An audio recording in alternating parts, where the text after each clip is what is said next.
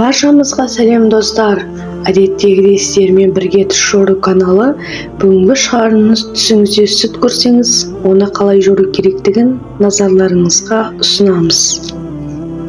Егер жалғыз басты әйел түсінде сүйіктісінің бір стақан сүт беріп жатқанын көрсе, олардың арасында махаббат шаңыраққа ұласады және ол жігіттің ниеті таза, болашақта оның жары болғанын қалайды.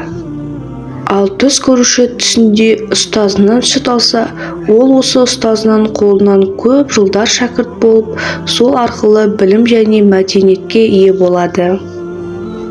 Ал түсінде белгілі адамның үлкен бөтелке сүт алса, бұл сол адамның түс көрушінің өмірінде ықпалды мүше екендігін білдіреді.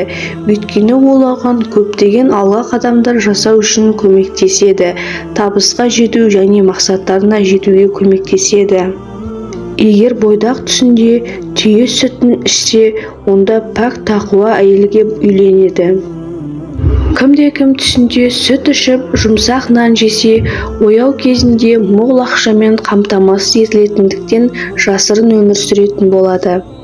Егер түс көруші түсінде сүт көп мөлшерде көрсе, онда ол байлардың бірі болып табылады және шын мәнінде сәнді өмір сүретін болады.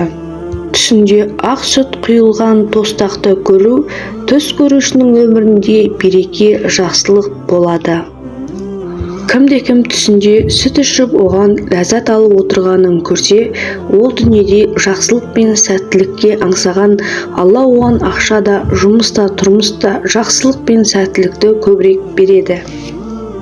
Түсінде сүт ішіп құрма жеу денсаулық пен күш-қуаттың айығуы, түс көруші көп жылдар өмір сүреді, Алла қаласа.